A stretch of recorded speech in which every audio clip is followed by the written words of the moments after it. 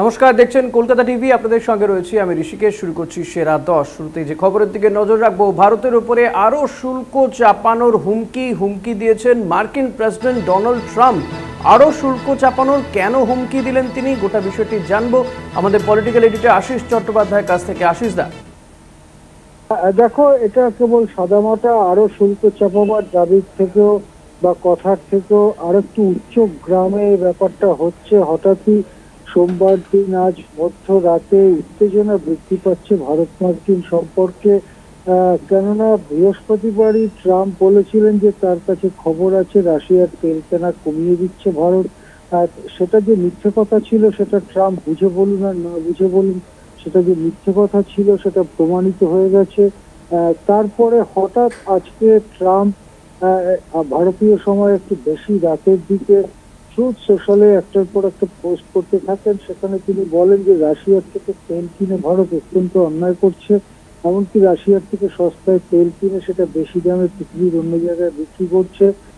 সুতরাং ভারতের উপরে আরো অনেক বেশি উঁচু হারে শুল্ক চাপানো হবে। এর আগে এরকম কথা হয়েছিল যে অতিরিক্ত 100% শুল্ক চাপানো হতে পারে।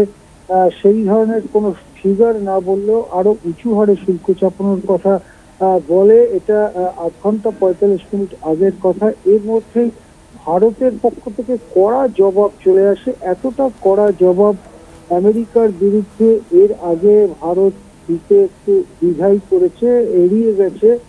মুখোমুখি কথার লড়াই এড়িয়ে গেছে।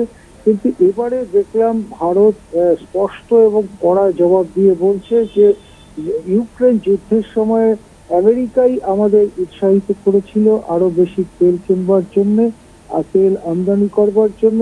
এখন হঠাৎ করে ভারতকে এভাবে টার্গেট করা অন্যায় হচ্ছে। ভারত জানিয়েছে যে ভারতকে টার্গেট করা অন্যায় এবং অযৌক্তিক। স্বভাবতই আমেরিকার যে বাড়তি শুল্কের চাপ, সেই শুল্কের চাপটাকে প্রত্যাখ্যান করছে ভারত। অর্থাৎ বাড়তি শুল্কের চাপের ভয়ের মুখে পিছিয়ে যাবে না ভারত, এরকমই ইঙ্গিত মিলছে।